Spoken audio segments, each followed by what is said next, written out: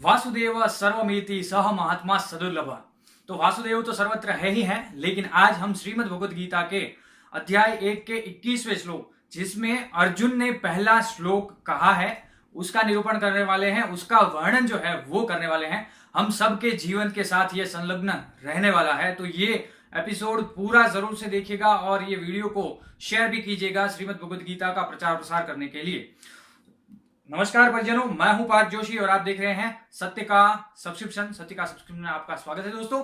तो चलिए देख लेते हैं श्लोक क्या है। लेकिन ये श्लोक देखने से पहले हमें पिछला जो एपिसोड था उसमें संजय ने एक वाक्य कहा था, ऋषिकेशम तदा वाक्य मिदमाहे महीपते। तो ऋषिकेश को ये वाक्य कहते हैं महीपते मतलब पृथ्वीपति धृतराष्ट्र को कह रहे हैं। क्या वाक्य अर्जुन कहते हैं वो देख लेते हैं। अभी आज का एपिसोड वैसे भी अर्जुन का ही है। अर्जुन वाच, क्या बात है, अर्जुन बोल रहे हैं, सुनिएगा, ध्यान देकर सुनिएगा। सेनायोरु भयो मध्य रथम स्थापयमेच्युत। सीधा ही यह कहते हैं कि सेना के मध्य भाग में रथ को स्थापित कीजिए हे अच्युत। मतलब कि अच्युत कहने का तात्पर्य यह है कि आप कोई भी कार्य करें आप अच्युत ही रहेंगे, चाहे आप मेरे सारथी भी क्यों ना हैं, लेकिन आप अच्युत पद को प्राप्त किए हुए अच्युत ही हैं, जो कभी च्युत नहीं हो सकता, जो कभी डाउनग्रेड नहीं हो सकता। ये बात समझिएगा। तो दोस्तों एक बात सीधी सी है, जो डाउनग्रेड नहीं है उसको कभी भी आज्ञा नहीं दे सकते, उसको ऑर्डर फॉर्मेट में बात नहीं कर सकते। लेकिन यहां पर क्या हुआ, अर्जुन ने ऑर्डर फॉर्मेट में ही बात किया। सेनायोरु भयो मध्य रथम स्थापय, मतलब कि रथ को सेना के मध्य भाग में स्थापित कर दीजिए। पूछा नहीं है, वहां पर स्थापित कर दिया है, कह दिया है कि स्थापित कर दीजिए। तो ये कहीं ना कहीं अहंकारवश कहे गए शब्द हैं, या फिर आप कह सकते हैं कि आत्मविश्वासवश कहे गए शब्द हैं। ओवर कॉन्फिडेंस है या कॉन्फिडेंस है वो आगे पता चल जाएगा, लेकिन भगवान को ही आज्ञा कर डाली, साथ ही अच्युत भी कह दिया। तो मतलब वो पद को समझते हैं। ऐसा नहीं है कि वो सिर्फ अपने सारथी को आज्ञा कर रहे हैं, वो भगवान को मतलब कि अच्युत को ही आज्ञा कर रहे हैं। यहां से हमें ये समझना चाहिए, सीखना चाहिए। आगे संजय भी कहते हैं एवं मुक्तो, मतलब कि उसको कोई भी आज्ञा दे दे लेकिन वो तो मुक्त ही है। संजय भी ये कहते हैं।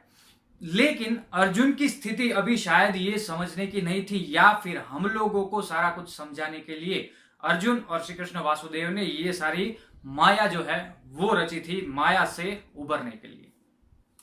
बहुत सारे दोषों का वर्णन आता है। ये सबसे पहला जो है वो अहंकार दोष है।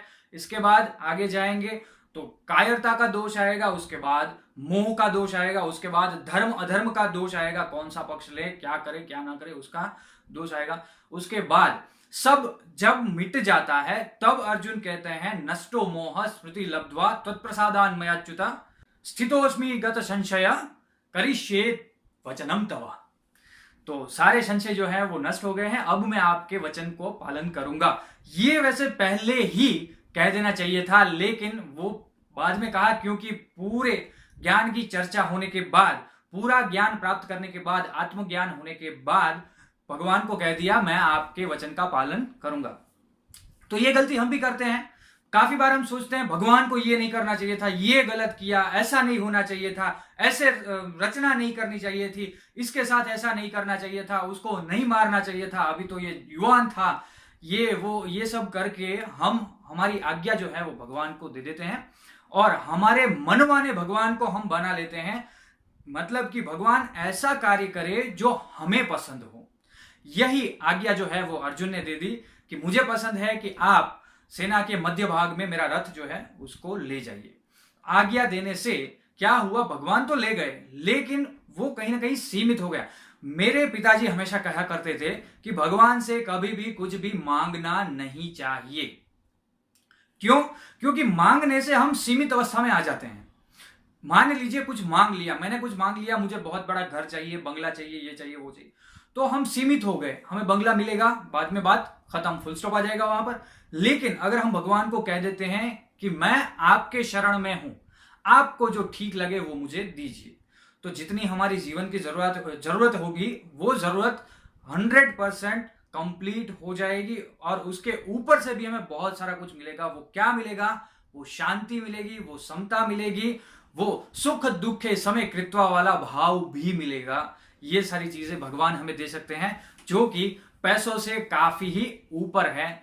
तो कभी भी भगवान को जज नहीं करना चाहिए। देखिए अभी ये परिस्थिति में क्या हुआ, सेना यूरो भयो मध्य में भगवान अर्जुन के साथ जो है वो चले हैं, लेकिन हमें क्या करना है, हमें भगवान के साथ चलना है। हमें हमारे साथ भगवान को नहीं चलाना है, हमें भगवान के साथ चलना है। आगे के श्लोकों में अर्जुन वो सीख लेते हैं और समझ जाते हैं कि भगवान को मेरे साथ नहीं, मुझे भगवान के साथ चलना चाहिए।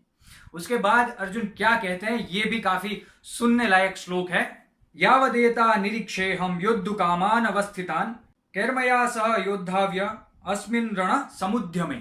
यावदेता निरीक्षेहम, तो इसमें अर्जुन क्या कहते हैं, पहले भाषांतर समझते हैं, उसके बाद उसका मर्म समझने की हम कोशिश जो है वो करेंगे।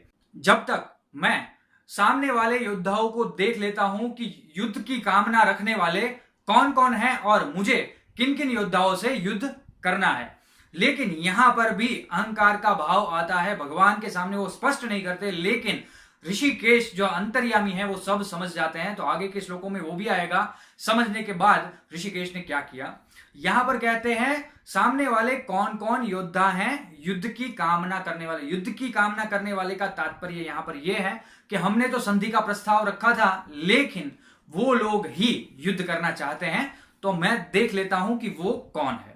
तो यहां पर अर्जुन देखना नहीं चाहते हैं। देखिए अर्जुन के सिवाय किसी ने भी ये इच्छा प्रकट नहीं की कि सामने वाले पक्ष में कौन है, क्योंकि सबको पहले से ही पता था कि सामने वाले पक्ष में कौन है और कितने कितने योद्धा हैं।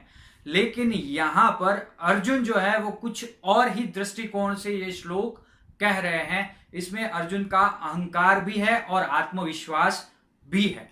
दोनों ही देख लेते हैं हम, अहंकार और आत्मविश्वास क्या है। अर्जुन कहते हैं कि मैं सामने वाले पक्ष की सेना के योद्धाओं को देख लेता हूं और किन किन योद्धाओं से मुझे युद्ध करना है वो भी मैं जान लेता हूं। यहां पर अर्जुन दिखाना चाहते हैं, वैसे देखना नहीं चाहते, लेकिन अर्जुन दिखाना चाहते हैं। इसका प्रमाण हमें मिल जाता है पिछले के श्लोक में, धनुरुद्धम्य पांडव, धनुष्य को हाथ में धारण। देखिए धनुष्य को धारण करके किसी को देखने जाने की जरूरत नहीं है, उसके लिए धनुष्य उठाने की जरूरत ही नहीं थी। यहां पर अर्जुन जो है वो दिखाना चाहते हैं कि मेरे पास चित्ररथ के 100 घोड़ों में से 4 उत्तम प्रकार के घोड़े हैं। स्वयं अग्निदेव ने दिया हुआ मेरा रथ है, उस रथ को चलाने वाले स्वयं भगवान अच्युत हैं। वो ऐसे योद्धा हैं जो अजय हैं, अपराजित हैं, जिसको आज तक कोई नहीं जीत पाया। वैसे मेरे सारथी हैं और मेरी ध्वजा के ऊपर कपि भी विराजमान है और मेरे हाथ में गांडीव है। तो मुझे भी देख लीजिए कि आपने संधि का प्रस्ताव ठुकराने से किसको चुनौती दे दी है। इसी वजह से सेना के मध्य भाग में अर्जुन ने रथ को रखने के लिए कहा था। तो कहीं ना कहीं इनका अहंकार भी था और साथ ही साथ ईश्वर मतलब कि भगवान श्री कृष्ण और कपि साथ में थे, तो आत्मविश्वास भी था। तो ये दोनों चीजें सामने वाले योद्धाओं को अर्जुन दिखाना चाहते थे। तो दिखाते दिखाते ही आगे क्या हो गया अर्जुन के साथ, वो भी हम जरूर से देखेंगे आगे के श्लोकों में। तो ये निरूपण आपको वैसे कैसा लगा ये भी जरूर से बताइएगा। अगर अभी तक हमारे चैनल को सब्सक्राइब नहीं किया है तो चैनल को सब्सक्राइब कीजिए, बेल आइकन को क्लिक कीजिए और ये वीडियो को ज्यादा से ज्यादा शेयर कर दीजिए श्रीमद् भगवद गीता का प्रचार प्रसार करने के लिए। और ये वीडियो अगर अच्छा लगता है तो वीडियो को लाइक तो बनता ही है, लाइक कर दीजिए। अगर अच्छा नहीं लगता, लाइक नहीं करेंगे तो भी चलेगा, बस वीडियो देखते रहिएगा और श्रीमद् भगवद गीता का रस जो है वो लेते रहिएगा। आज के लिए इतना ही, बहुत जल्द हम आगे के श्लोक के साथ भी मिलेंगे। तब तक के लिए नमस्कार। वासुदेव सर्वमिति सह महात्मा सदुर्लभ। नमस्कार परिजनों, मैं हूं पार्थ जोशी और आप देख रहे थे सत्य का सब्सक्रिप्शन।